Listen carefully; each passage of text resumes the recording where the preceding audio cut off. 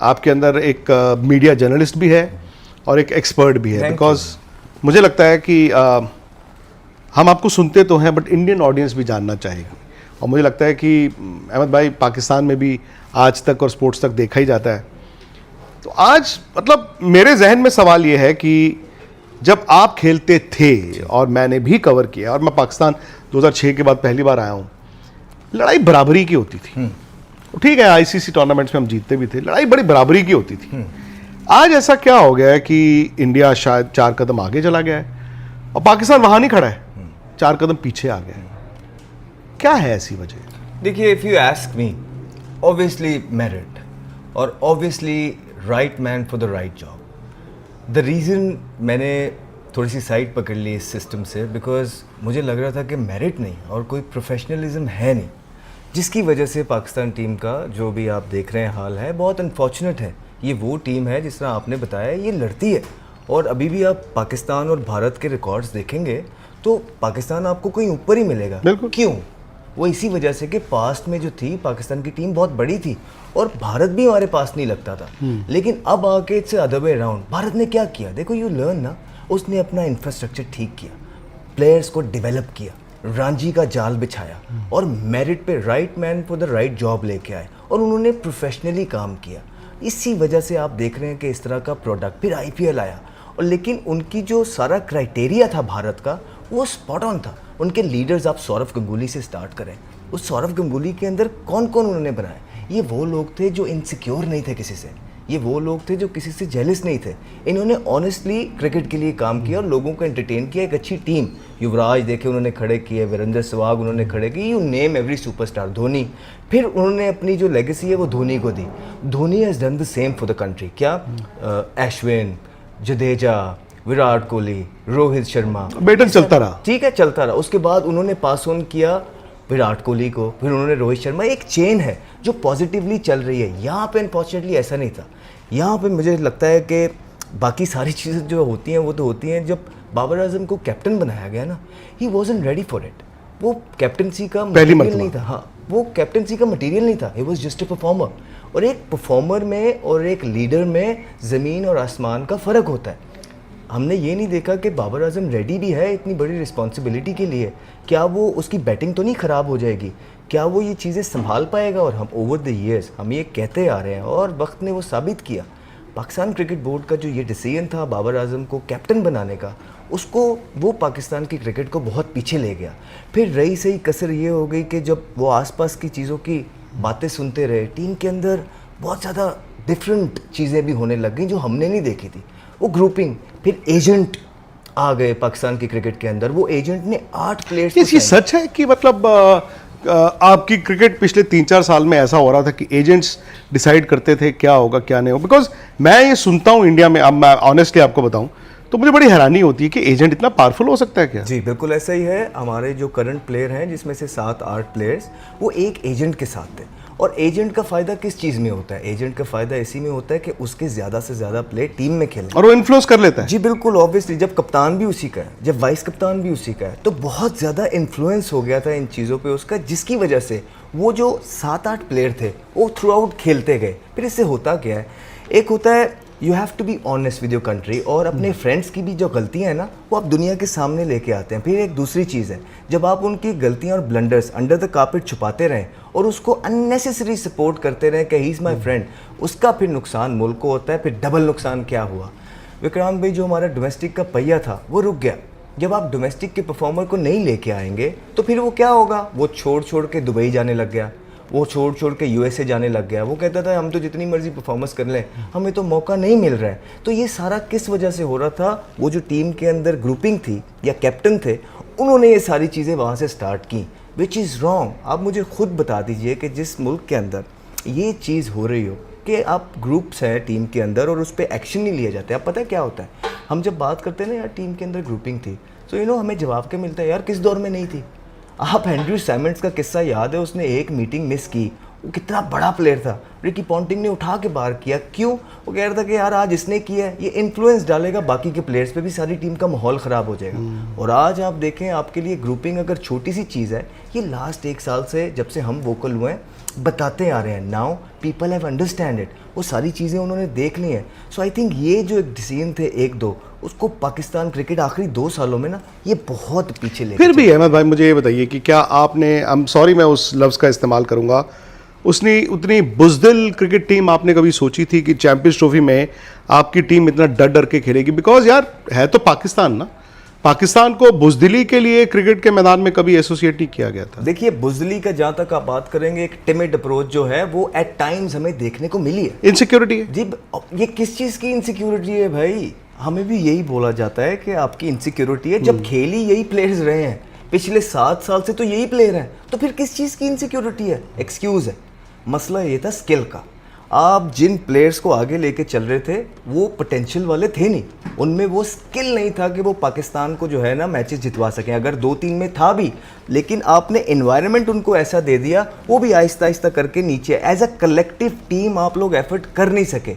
उसका यही मसला था कि जब आप अपने फ्रेंड्स को ओबलाइज करते हैं टीम के अंदर, तो वो जो फ्रेंड 1 ही 2 जो होते हैं वो टीम का सारा बैलेंस तोड़ देते हैं, जिसकी वजह से एक टाइम है आपका, तब तक आप पीक परफॉर्मेंस कर सकते हैं, लेकिन जैसे ही वो टाइम गुजर गया आपकी अपनी परफॉर्मेंसेस भी नीचे आती हैं। और जब आपकी परफॉर्मेंस नीचे आती हैं फिर आप टिमिड अप्रोच के साथ खेलते हैं। और ये सिर्फ पाकिस्तान के साथ नहीं होता, आप भारत को भी ले आए, दुनिया की कोई टीम ले आए, जब आप हार रहे हैं, आपकी परफॉर्मेंसेस नीचे हैं, क्रिटिसिज्म हो रहा है, तो आपको थोड़ी बहुत बुज़दिली नज़र आती है, और हमने देखी है ये थ्रू आउट हर टीम के अंदर। लेकिन अब करना क्या है? ये सारी चीज़ें तो हो गई, अब now is the right time. देखिए आप होस्ट थे यार चैंपियंस ट्रॉफी के, आप 4 दिन के अंदर 4 दिन में टूर्नामेंट, मतलब 4 दिन में आपका टूर्नामेंट खत्म हो गया। क्या आपका ख्याल है हमें दुख नहीं होता? आप सोच सकते हैं कि हमने क्रिकेट को कितना जान से ज़्यादा प्यार किया है, हमारे खून में रग रग में क्रिकेट, लोग पाकिस्तानी है तो क्रिकेट जो है ना बड़े हुए हम इस नफ्स के साथ। और अब जब देखते हैं पाकिस्तान टीम की हालत और पाकिस्तान क्रिकेट टीम का जो स्ट्रक्चर है, बड़ा दुख होता है। सिर्फ यही वजह है कि आके कोशिश ये करते हैं, यही हमारे हाथ में है प्यार से, कि यार आपको रिफॉर्म्स करने हैं, आपको नेसेसरी चेंजेस लेके आने हैं, आपको right man for the right job लेके आना है। आप अगर चेयरमैन हैं तो ये आपकी रिस्पॉन्सिबिलिटी है कि आप right man for the right job लाएं। आप सिर्फ ये नहीं कह सकते हैं विक्रांत भाई कि यार मैंने तो स्टेडियम बना दिया, यार मैंने तो ये चीज़ें क्रिकेटर्स पे छोड़ दी। नहीं यार, you got to identify right people. आपकी अगर ये जॉब है, आपको लाया गया है, then you should be able to find righteous people जो मुल्क के साथ मुखलिस है। अब मसला ये आ जाता है कि वो यहाँ पे भी एक वो ग्रुपिंग है जो बाहर वाले चेन है, वहाँ पे भी कुछ प्लेयर्स हैं जो आपको बार बार वही नज़र आ रहे हैं, जो फॉर्मर प्लेयर्स, जी आपको बार बार वही नज़र आ रहे हैं सिस्टम में। उनसे आगे सिस्टम देख नहीं पा रहा है, उनसे आगे को सिस्टम शायद नज़र नहीं आ रहा है। तो ये सारी चीज़ें हैं कि जब आप ट्राइड एंड टेस्टेड लोगों को बार बार ला के ओबलाइज करेंगे डिफरेंट स्पेसिस के अंदर, तो आप किस तरह तरक्की चाह रहे हैं? मुझे तो नहीं पता कि इस तरह रिफॉर्म्स होते हैं और तरक्की होते हैं। I think now is the high time कि आपकी टीम का जो इस टाइम हाल हो गया वह उसको सीरियसली लेना है, मिल के बैठना है और बुलाना है लोगों को। आपने पूछना है राइट लोगों को, वो लोग जो किसी एक ग्रुप का हिस्सा हैं या सिस्टम का हिस्सा बनना चाहते हैं या जॉब सीकर्स हैं, उनको नहीं, जो आपको लगता है मुल्क के साथ प्यार करते हैं, नॉलेज वाले हैं और जो फ्री में भी आके मुल्क के लिए काम करने के लिए तैयार हैं, उन लोगों को आपने। अच्छा, मैं चूंकि मैं जानता हूँ आप जब क्रिकेट खेला करते थे, विराट और आप तकरीबन एक साथ ही आए। मतलब उस टाइम पे तो ये भी कहा जाता था कि विराट और आपको कंपेयर भी किया जाता था लुक्स में भी और फिर क्रिकेट में भी। शायद कुछ साल पहले हम सब ने भी गलती की। मैंने भी कहा कि जिस रास्ते पे विराट चल के मंजिल तक पहुंच चुके हैं, शायद बाबर उस रास्ते पे चल रहे हैं। बाबर उस रास्ते में कैसे खो गए? बिकॉज पोटेंशियल तो था, दिखता था उनमें पोटेंशियल था एज बैट्समैन कि हाँ यार आने वाले वक्त में मैं पाकिस्तान का एक अच्छा बैट्समैन बनूंगा। आपने कप्तानी की बात की, शायद मेरा ही मानना है कि कप्तानी जब उनको ले ली गई और फिर दोबारा उनको कप्तान बनाया गया, शायद वो उन्होंने गलती की। बिकॉज आपकी टीम में अगर पावर स्ट्रगल हो गया, भाई मैं तो मानता हूँ 3 महीने में आपको चोट लगे, वो घाव नहीं होता, आपको कप्तानी से हटाया गया, आप 3 महीने में आपने कप्तानी ले ली, मैं तो उसको भी मानता हूँ। बट पहले उनकी बैटिंग को क्या हुआ? और ये जो डिबेट मैं कभी बाबर वर्सेस विराट नहीं करता था, मैं ये करता था हमेशा कि जहां विराट हैं, क्या बाबर वहां जा सकते हैं? सबसे पहले जो आपने मेरी बात की, वो लुक्स की हद तक तो ठीक रखते हैं बात। जहां तक मेरा कंपैरिजन उनके साथ होता था वो गलत था। नहीं यार, बैटिंग आप जबरदस्त करते नहीं सर, विराट कोहली के साथ कंपैरिजन नहीं कर सकते आप किसी का। वो एक लेजेंड ऑफ द गेम है, उसने पूरी दुनिया के अंदर अपनी बैटिंग से लोगों को एंटरटेन किया है। आप उसको जो सेक्रीफाइसेस, जिस तरह की वो ज़िंदगी जीता है, जो वो खाता पीता है, उस तरह करके तो दिखाओ। जितनी वो बातें सुनता है, इतनी परफॉर्मेंस करके भी, फिर भी आप प्रोफेशनल रह के तो दिखाओ। उसका कंपैरिजन नहीं है। जहाँ तक आप बाबर की बात कर रहे हैं, हमने आपको बोला था कि वो, आप सबसे पहले जब किसी को लीडर बनाते हैं, आप देखते हैं कि वो कैप्टनसी या लीडरशिप मटेरियल है कि नहीं है। क्या वो ये सारे टोल बर्दाश्त कर पाएगा कि नहीं पाए? वो नहीं कर पाए ना, वो फेल हो गए। क्योंकि कैप्टनसी आसान नहीं है। आपने प्रेस को भी फेस करना है, आपने अपनी परफॉर्मेंसेस भी देखनी है, आपने प्लेयर्स को भी खुश रखना है, आपने यंगस्टर्स को ग्रूम करना है, आपने जो क्रिटिसिज्म का सामना करना है, आपने पाकिस्तान क्रिकेट बोर्ड को भी कन्विंस करना है, फिर उसके बाद आपने कमर्शियल्स भी करने हैं, फिर आपने जाके कहीं अपने फ्रेंड्स को भी जो है ना लेके चलना है, फिर आपने कहीं परफॉर्मेंस, तो वो इसमें प्रोसेस में पीछे रह गए। आपका कंसिस्टेंट रहने का ना एक प्रोसेस होता है जिसमें आपने दुनिया के साथ साथ मूव करना होता है, इनोवेट करना होता है कि दुनिया किस तरफ जा रही है, मेरे में किस चीज़ की कमी है। वो सारा फोकस जो है, जिस तरह आप बड़े प्लेयर, अभी आप सचिन पाजी की बात कर रहे थे, इस तरह पाकिस्तान के अंदर भी जो है इस तरह के प्लेयर मौजूद है, यूनुस खान वगैरह, ये बड़े थॉरो प्रोफेशनल लोग थे जिन्होंने पाकिस्तान को बड़ा सर्व किया और एक अच्छे वर्क एथिक्स के साथ। तो ये कहीं ना कहीं जब मिस हो जाती है ना चीज़ें, फिटनेस आपकी नीचे रह जाती है, तो वक्त के साथ साथ आप मूव नहीं करते हैं, फिर पीछे रह जाते हैं। उन्होंने कंसिस्टेंटली परफॉर्मेंस कर रहे थे, लेकिन जिस टाइम उनको लाया गया वो तब भी स्लो खेलते थे। लेकिन उनको बनाने के लिए मिकी आर्थर ने, सरफराज ने, वो T20 में 19वें ओवर में भी सिंगल लेते थे तो उनको अप्रिशिएट किया जाता था। लेकिन जैसे ही उनकी स्क्रूटनी स्टार्ट हुई, उनसे एक्सपेक्टेशंस बढ़ गई, तो वो, क्योंकि इम्प्रूवमेंट नहीं थी, वो करना चाह रहे हैं, अब वो मुल्क के साथ या दुनिया के साथ बढ़ना चाह रहे हैं, लेकिन अब वो कैपेसिटी नहीं है। आपने वो प्रैक्टिसेस जो करनी थी, जो सेक्रीफाइसेस पिछले 3-4 साल में करने थे, to be able to linger around with the world, आप नहीं कर पाए। आपके पास वो लॉफ्टेड शॉट नहीं है, वो डंड नहीं है आपके पास, वो मसल नहीं है। आप वो अपने ही एक शेल में अभी तक करे। फिर हुआ क्या, प्रेशर डेवलप होता रहा, कप्तानी से गए, फिर कप्तानी से ले आए गए, फिर कप्तानी से उतारा गया। T20 में सारी दुनिया बोल रही है कि पीछे रह गए हैं, वो शॉट्स नहीं है। टेस्ट में उनको एडजस्ट करने की शुरू से मिकी आर्थर ने कोशिश की, कभी चौथे पे खिलाया, कभी 5वें पे खिलाया, कभी तीसरे पे खिलाया। उसके बाद एक मैन ऑफ द मैच है उनका 56 टेस्ट मैच में, वो पीछे रह गए। पिछले 22 इनिंगों में उनका एक 50 भी नहीं था, उनको एक्सटेंडेड रन दिया गया, वो पीछे रह गए। फिर ये वो फॉर्मेट था विक्रांत भाई जिसको वो ओन करते थे, ODI।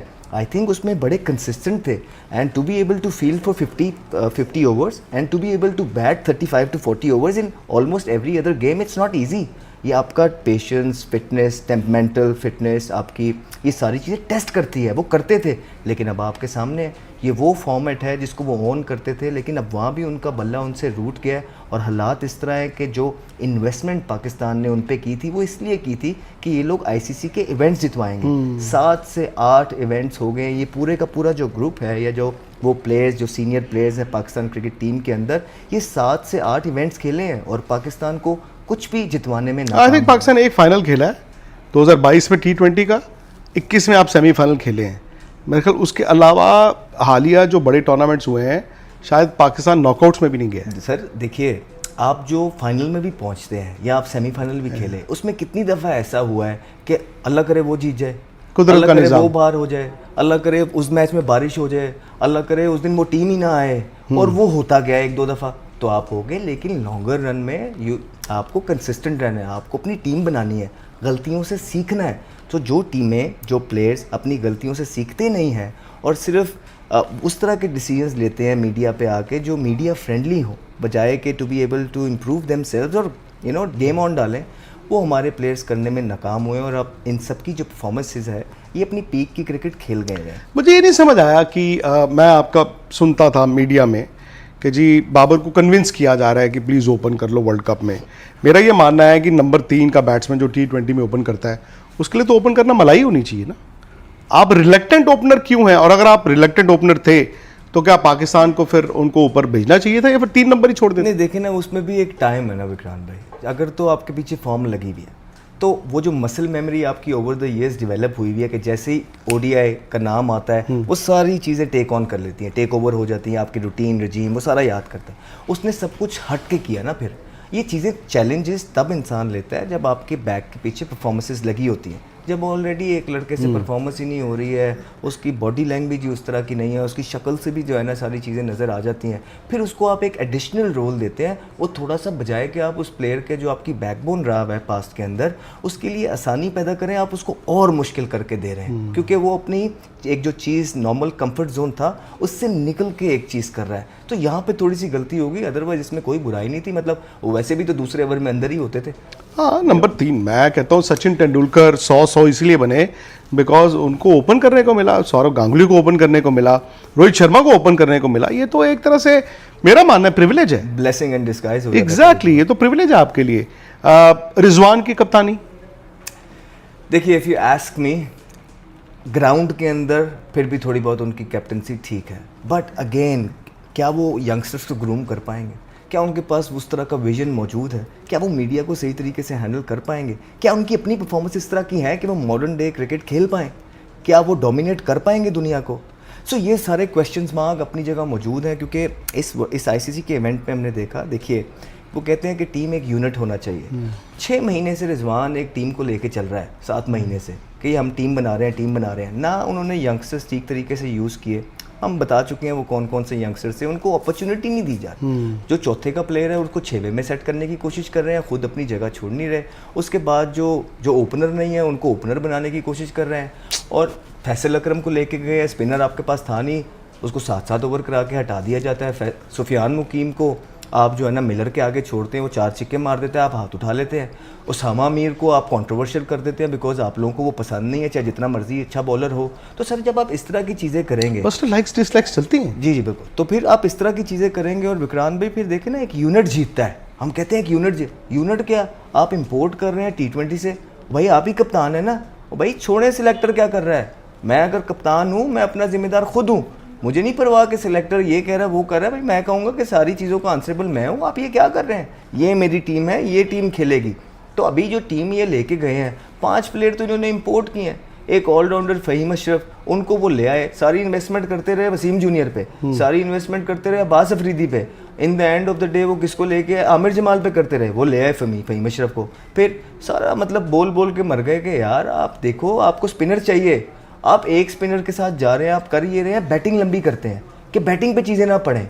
और नहीं यार, अगर आपके मुल्क के अंदर उस तरह के ऑलराउंडर्स मौजूद नहीं हैं जो आपको चाहिए, तो फिर आप अपना फॉर्म ऑफ प्ले चेंज करते हैं, अपना विनिंग स्ट्रेटजी चेंज करते हैं, जो अवेलेबल रिसोर्सेज हैं उसके साथ एक विनिंग स्ट्रेटजी बनाते हैं। फिर वो जिस तरह के देखें ना, जो एक्सक्यूज़ दे रहे हैं, जो कैप्टनसी भी उन्होंने की है आप लोगों के सामने, फिर एक्सक्यूज़ क्या दे रहे हैं? देखिए जी, वो जडेजा भी तो है, वो ऑलराउंडर है, वो अक्सर भी तो है, वो और मेरे भाई वो बॉलिंग ऑलराउंडर हैं, वो पहले बॉलर हैं पूरे, उसके बाद उन्होंने अपनी बैटिंग इंप्रूव की है।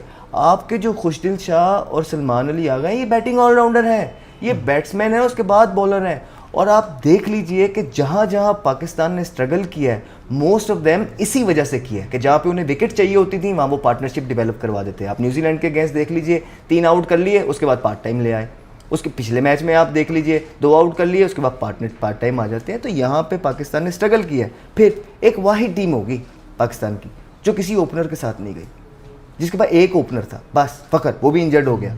ये 3 ओपनर तो होते ही होते हैं ना। फ़खर की भी तो वापसी हुई है, पता नहीं ठीक, पहले तो किन वजहों से हुई है बाहर और किन वजहों से वो अंदर आए हैं वो भी नहीं पता चला। तो सर उन्होंने एक ट्वीट भी कर दी थी जो पाकिस्तान क्रिकेट बोर्ड के अगेंस्ट थी। फिर एक मीटिंग हुई थी जिसमें उन्होंने एनओसी के लिए पाकिस्तान क्रिकेट बोर्ड के ही जो ऑफिशियल्स थे उनको कड़ी तनकीद का निशाना बनाया। तो इस वजह से उनको चीज़ों से बाहर रखा गया। अब मेरा मानना ये है, तो उनको माफ़ी दे दी गई। आप पर्सनल जंग बाहर से रखते हैं, जब आपको पता था कि आईसीसी टूर्नामेंट आ रहा है, आप उसको एक अच्छे फ्रेम ऑफ माइंड में तो रखते।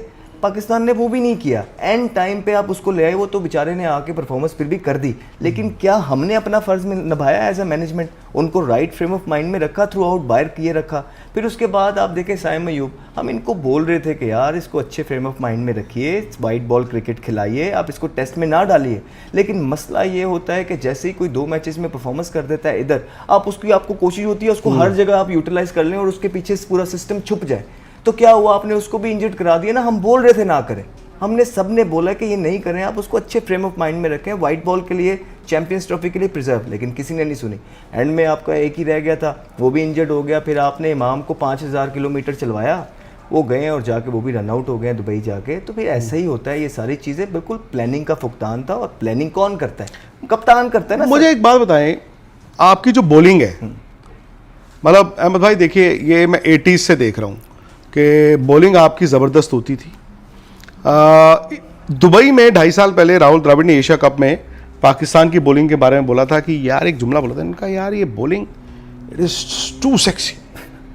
बॉलर तो वही है, फॉर्मेट ही बदला है ना, 20 से आप 50 में ही आए हो। तो मैं एक पैटर्न देखता हूँ आपकी बॉलिंग में। मैं देखता हूँ कि नया बॉल अच्छा डाल देते हैं, 2 आउट भी कर दिए, चलो प्रेशर में भी है, फिर बीच में आपको विकेटें मिलती नहीं, फिर जब एंड के 10 ओवर होते हैं ये 120-20 खाते हैं। तो ये पैटर्न कैसे बन गया? आपके बॉलर भी जो है वो मैं देखा है बच के पतली गली से निकल जाते हैं, नजला गिरता बैट्समैनों पे, जी। और बॉलर आपके जो है पिट रहे हैं ठीक ठाक। होता ही है विक्रांत भाई, एक जब आपकी एक टाइम होता है जब अपनी पीक की क्रिकेट बॉडी आपकी ना पीक पे होती है, हर चीज़ जान, वहाँ पे अगर आपको अच्छी टीम ना मिले कि जो आपकी परफॉर्मेंसेस के साथ अच्छी परफॉर्मेंसेस दे के आपको रिजल्ट प्रोड्यूस करे, फिर उसके बाद एक टाइम आता है कि आपकी भी जो है बुरी फॉर्म आती है और आपकी क्रिकेट डिक्लाइन पे हो जाती है। हमारा शाहीन के साथ जो मेरी अंडरस्टैंडिंग है, वो इशू ये हुआ कि जब वो इंजर्ड हो गए और उनको घुटने की इंजरी हो गई, उसके बाद वो अपनी पीक पकड़ नहीं सके दोबारा से। वो बड़ी कोशिश कर रहे हैं लेकिन उनकी बॉडी अलाउ नहीं कर रही। अब वो जोर लगाते हैं ना जब राइटी बैट्समैन को, वो लात पे चला जाता है, उनके एक्शंस में प्रॉब्लम है। शायद वो नी बचाने के लिए अपनी बॉडी के डिफरेंट मसल्स को यूज करते हैं, जिसकी वजह से उनके एक्शन, आमिर ने एक जियो पे बैठ के आपका शो था, ठीक है, तो वो लेफ्टी को तो अभी भी ठीक कर लेते हैं, लेकिन राइटी को जो वो मैजिकल बॉल है ना, वो पहले जितना ऑफनली करते थे, किया उन्होंने रोहित शर्मा को, लेकिन वो जब अब वो उस जगह पे गिरता नहीं है। तो ये तो एक हो गई। और फिर डेप्थ के अंदर ना आपको पेस चाहिए, गाइल चाहिए, अच्छा स्लो बॉल चाहिए। वो बॉडी 50 ओवर के मैच में थक जाती है, ठंडी हो जाती है। जब आप वार्म अप करके आए हैं, टॉस हार के आपकी बॉलिंग आ गई, गरम गरम आपने सब कर लिया, आपको बड़ा स्पेस मिल जाता है वनडे क्रिकेट के अंदर। आपको एकदम अपने आप को गर्म करना होता है, वो फिर गर्म होने में अब टाइम लेते हैं। इसी वजह से आप डेप्थ के अंदर देखें, यॉर्कर लगते नहीं है, इतना रिवर्स हो रहा होता है, लेकिन फिर भी आपकी एग्जीक्यूशन नहीं होती, तो कहीं ना कहीं आपकी बॉडी आपका साथ नहीं दे रही। फिर हारिस रऊफ का भी है इसी तरह। उन्होंने ऑस्ट्रेलिया में जिस तरह एक पैचेस में वो परफॉर्मेंस दिखा देते हैं, ऑस्ट्रेलिया में ज़बरदस्त परफॉर्मेंस की, लेकिन आप उनकी पिछले 2.5 साल से परफॉर्मेंसेस देखिए, उन्होंने कोई भी इस तरह की मैच विनिंग परफॉर्मेंसेस नहीं की हैं। और फिर नसीम शाह, जिससे बड़ी हाई होप्स थी, बड़ा दुख होता है देख के कि इन प्लेयर्स की फिटनेस कितनी डाउन है।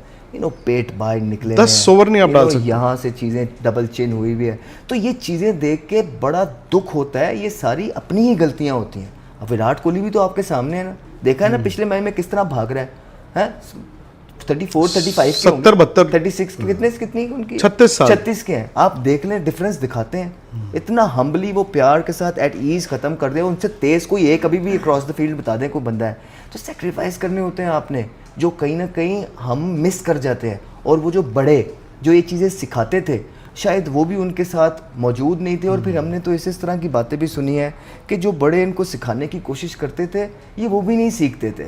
हमने तो बहुत सारी बातें सुनी है। खैर एनीवेज, तो इवेंचुअली ये हुआ कि जब इनकी पीक की क्रिकेट थी, एज अ टीम खेल नहीं पाए, कोई ना कोई लिंक मिसिंग रह जाता था। अब इनकी पीक की क्रिकेट, क्योंकि वो मेहनत का लेवल जो था वो उस तरह नहीं है, तो अब इनकी पीक की क्रिकेट ख़त्म हो रही है। लेकिन माइंड यू, हमारे पास डोमेस्टिक, आपने एक क्वेश्चन पूछा था कि आपके पास इस तरह के प्ले, हमारी डोमेस्टिक बड़ी सरखेज़ है, ये मिट्टी बहुत जरखेज़ है। आप देखिए कि ऑस्ट्रेलिया 1 करोड़ आबादी है, वो अपना बेस्ट निकाल लेते हैं बीच में से। न्यूजीलैंड छोटी सी आबादी है, बेस्ट 15 निकाल लेते हैं। यहाँ पे भी मेरा मानना ये है, इस मुल्क में अल्लाह का बड़ा करम है, इस तरह के प्लेयर्स विक्रांत भाई मौजूद हैं डोमेस्टिक के अंदर, कि अगर अच्छी तरीके से स्काउटिंग होगी और उनको राइटियस्ट लोगों के पास अंदर टीम में भेजा जाएगा जो प्रोफेशनल होंगे, और उनको अच्छी प्लानिंग के साथ अंदर भेजा जाएगा, 6 महीने में टीम बन जाती है। लेकिन क्या आप बनाना चाहते हैं या नहीं? जब आप कहते हैं क्या आप बनाना चाहते हैं, तो वो क्या आपका पाकिस्तान क्रिकेट बोर्ड का एडमिनिस्ट्रेशन है, या फिर जिन लोगों को क्रिकेट चलाने के लिए दी जाती है? वो तो जिनको दी जाती है वो तो सिलेक्टर हो, कोचेज हो, तो पाकिस्तान के फॉर्मर प्लेयर्स ही हैं ना। तो उस आप किसकी तरफ इशारा? हम आपको ये कह रहे हैं, सबसे पहले एक पाकिस्तान क्रिकेट बोर्ड के जो चेयरमैन है वही ज़हन बनाएंगे ना कि हाँ यार we need to fix it. सबसे पहले तो वहीं से आएगा, राइट? जो मर्जी आप और मैं कह लें, उसके बाद फिर वो लोग देखेंगे कि यार कौन से राइटियस्ट लोग हैं, वो जो ट्राइड एंड टेस्टेड हैं, जिन्होंने आज तक जो है ना कोई ऐसा फ़ायदा दे नहीं सके पाकिस्तान को, उनको बहुत बारियां मिली हैं, जब आप उन्हीं के हाथ में दोबारा रिस्पॉन्सिबिलिटीज़ दे देंगे तो वो हो नहीं पाएगा। आपको राइटियस लोग ढूंढने हैं जो हो, और उसके बाद सर हम तो ये सारी चीज़ें पिछले टूर्नामेंट से कहते आ रहे हैं ना। मुझे ये लग रहा था पिछले टूर्नामेंट में भी आपने देर कर दी, लेकिन चले कुछ नहीं बिग रहा है, एक और टूर्नामेंट चला गया। आप ये ना हो कि एक और टूर्नामेंट चला जाए और हम बैठ के यही बातें कर रहे हो, क्योंकि सर बड़ी डिसअपॉइंटमेंट होती है। आपने देख लिया लाहौर में फिर रहे हैं लोग, दीवाने हैं स्पोर्ट के पीछे, लोग बहुत प्यार करते हैं। तो यहाँ पे दीवानगी वैसे जो देखी है वो थोड़ा सा सरप्राइजिंग है। विराट और रोहित शर्मा की दीवानगी तो मैं एंटिसिपेट कर रहा था।